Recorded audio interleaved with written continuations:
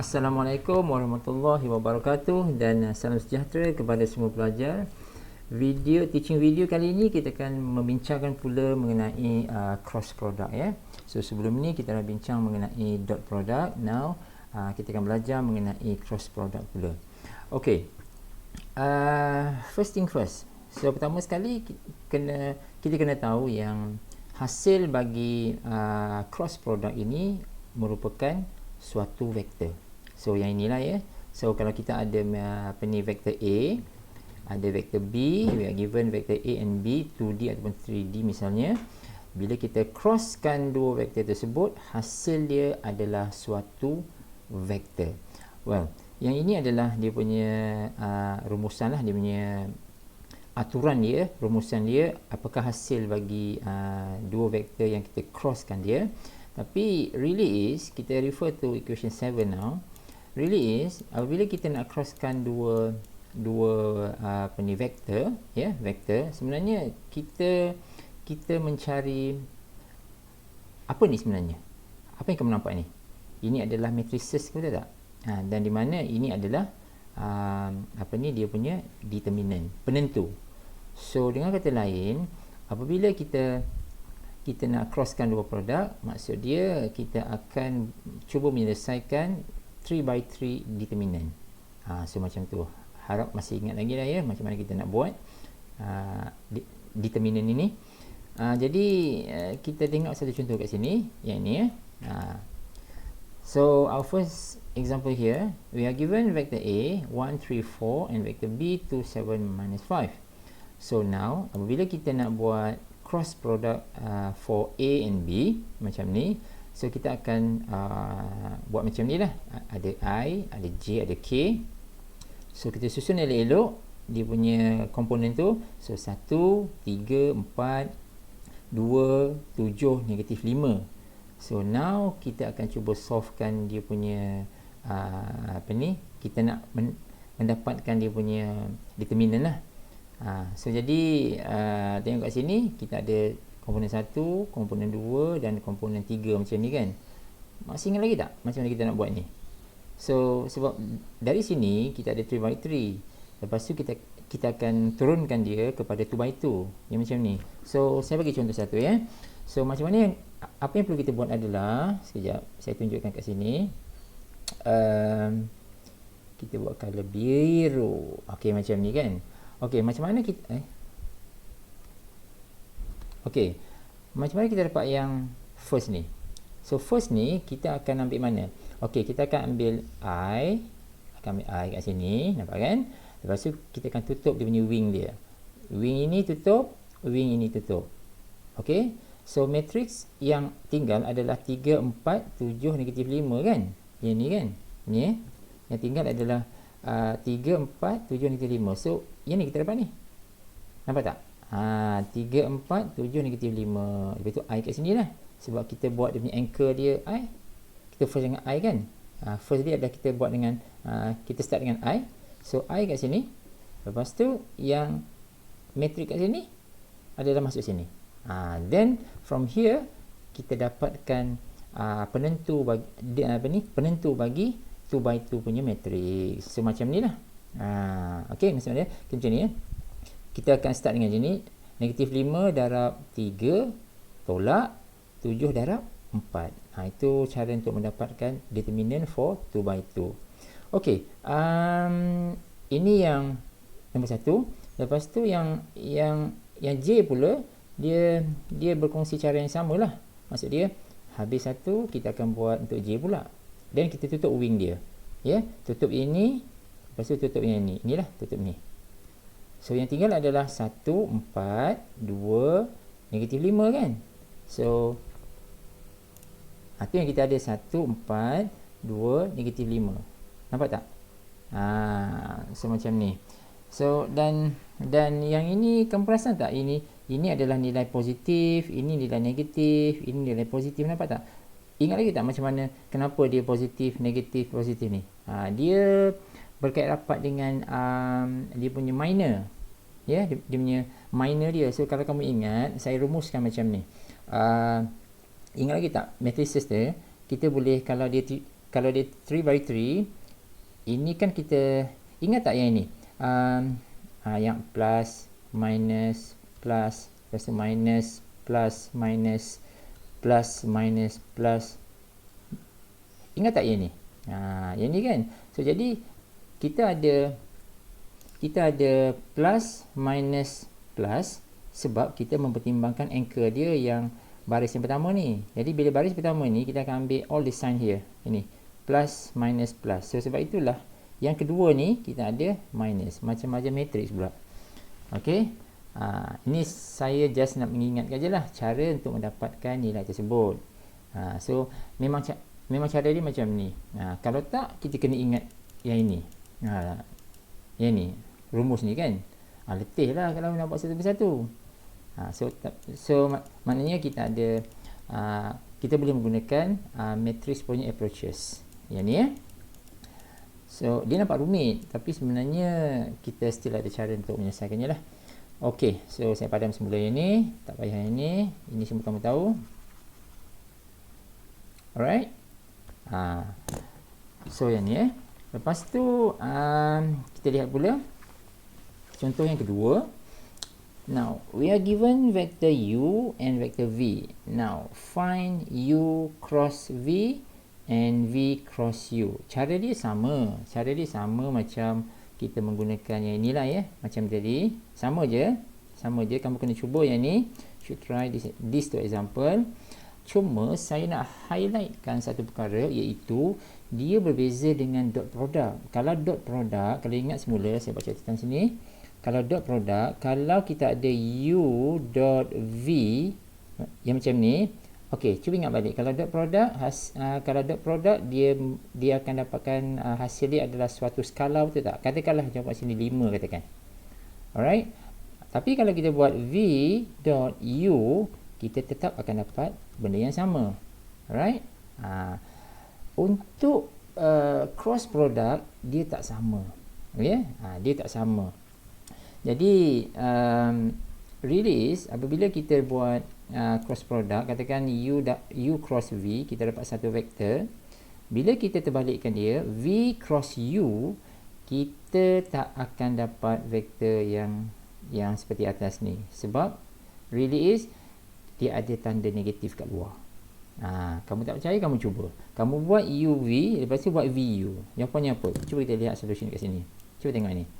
Kalau buat vu pula. Kalau buat uv, kita dapat ini kan? Kita dapat ini. Apa ni? Kita dapat 2, negatif 7, negatif 6. Betul tak? Ini kan?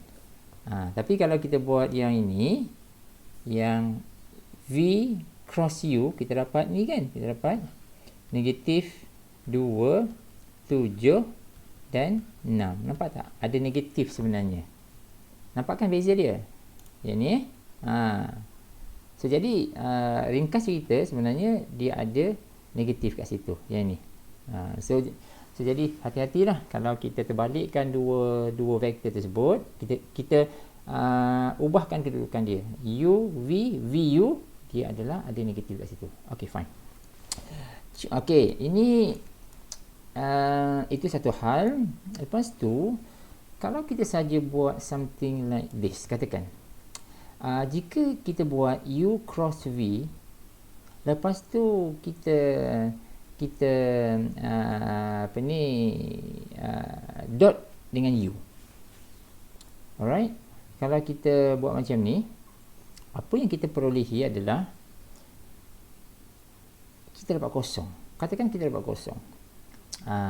Alright.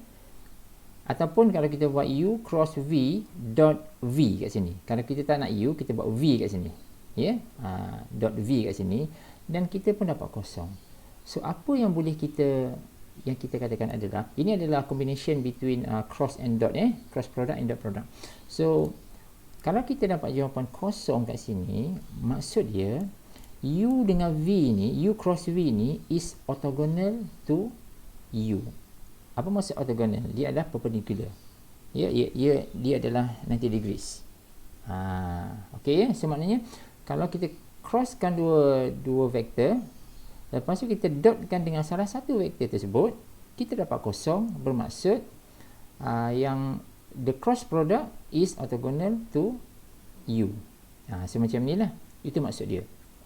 Dengan kata lain, kita compute U cross V, kita compute U cross V if we want to determine the vector which is orthogonal to U or V. Faham tak? So maksud dia, kalau kita dah buat macam ni kan, pasal kita tahu syarat orthogonal, nanti kita akan belajar sekejap orthogonal ni, kita nak menentusahkan dia orthogonal atau tidak, kita kena guna yang ini. Yang saya gerakkan mouse ni. So kalau kita dapat kita dapat tunjukkan properties ini, iaitu U cross V dot U ataupun U cross V dot V, misalnya macam tu, kita dapat tunjukkan dia kosong, bermaksud vektor ini dia orthogonal dengan U. So jadi kalau kita nak cari satu vektor yang orthogonal dengan vektor cross ni, maksud dia kita hanya perlu selesaikan yang ni aja. So itu maksud saya kat sini. Compute U cross V if we want to determine the vector which orthogonal to U and V. Yang tu maksud dia. Okay, just compute aja. Okay, yang itu. Yang seterusnya, the properties. Yang ini saya lalukan information ini the properties ini. Yang ni yang ni. Ada pun dinyatakan. Nampak kan? U cross V sama dengan negatif V cross U. So jadi kamu boleh lihatlah ada beberapa properties kat sini yang melibatkan cross product. Yang ni Okey. Seterusnya saya rasa kamu pernah nampak kod yang ini. Dia masih lagi melibatkan cross product, tetapi dia melibatkan komponen. Komponen itu maksud dia I, J dan K lah. I, J dan K. Jadi kamu mungkin pernah nampak yang ini kan, I cross J sama dengan K, J cross I sama dengan minus K. Jadi mana datang ni? Jadi saya rasa kamu pernah nampak aturan ini somewhere sebelum ni lah saya rasa. Jadi dia adalah ikut clockwise punya aturan putaran jam. Jadi kita ada I, J, K susun macam ni, dia kena ikut arah jam. Jadi ini I, J, K, J, K, I, K, I, J. So maksud dia kalau kita nak crosskan dia, I cross J, maka kita dapat K. Tapi kalau kita nak terbalik, nak J cross I, maka kita dapat negatif K. Macam itulah. So kalau kita nak crosskan K cross I, kita dapat J. Tapi kalau I cross K, kita dapat minus J. So macam tu. Jadi kamu gunakan yang ini, diagram ini untuk melihat yang ini, kita akan dapat jawapan dia. So macam ni. Nanti benda-benda macam ni ada gunanya. Mungkin bukan dekat sini, tapi somewhere dia akan gunalah. So kamu boleh lihat kat sini kamu boleh tengok so macam ni lah. Just guna diagram tadi tu, kita akan dapat observe jawapan ni sebagai yang berikut. Jangan lupa kalau dia cross sesama sendiri, dia dapat kosong vektor 0 so macam ni kalau I cross J macam ni, ini adalah kosong. Ni macam ni kan, I cross J, I, J, K lah macam ni ini nampak tak, I, J, K, positif K lah. Okey, ini ada satu lagi properties yang melibatkan cross product yang saya sebut tadi, iaitu orthogonal. Orthogonal. So if you are given two vectors U and V macam ni, jadi kalau kita buat dot product, so dia dah combine tau sekarang ni, dia ada cross, dia ada dot product.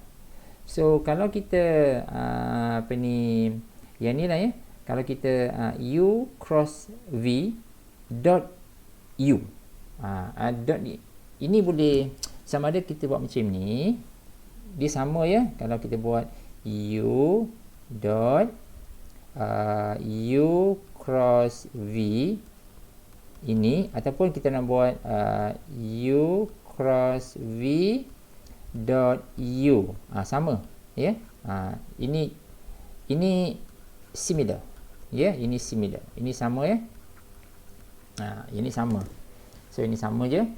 So kalau kita dapat hasil dot product of this equal to 0, maka kita katakan U cross V ni is orthogonal to U. Ya. So maknanya vektor U ni, ini adalah ortogonal terhadap U cross V. So maksud dia kalau kita nak dapatkan U, maka kita hanya perlu darabkan, cuma perlu dapatkan produk rule ini je. Produk rule pula. Cross product U cross V saja. Boleh, ya? Okay, now kita lihat di sini. In order to show that A cross B is orthogonal to A, what we need to do adalah kita kena pastikan yang ni lah. Yang ni. Ini adalah cuma dia punya basic things lah. Maksud dia kalau kita nak ensure benda tu betul ke A cross B ni orthogonal ni terhadap A. So kalau kita buat sedikit pengiraan kat sini, kita dapat tunjukkan dia 0. Maksud dia adalah orthogonal terhadap A. So macam ni lah, ya. Ini kamu boleh lihat. Ini dia basic teori. Macam mana kita nak terangkan dia adalah orthogonal. Okey, satu contoh kat sini yang contoh mudah. Macam ni kan? Macam ni. Find a vector. So find the vector that is orthogonal to both of the vector U and V.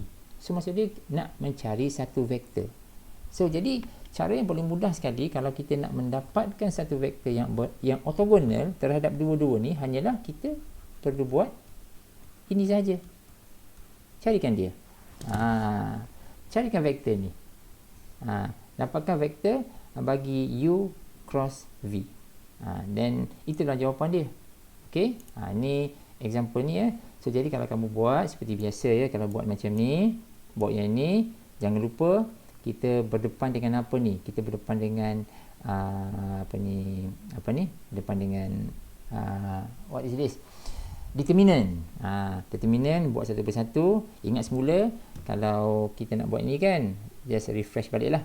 So ini maknanya kita akan ambil yang ni, akan tutup wing dia. So kita dapat yang tengah ni kan, -1 3 2 -1. So sebab tu dapat ni, yang ni. Okey. Lepas tu kenapa dia tolak, kenapa dia tambah, dah saya jelaskan sebelum ni. Jadi saya harap kita faham yang ni.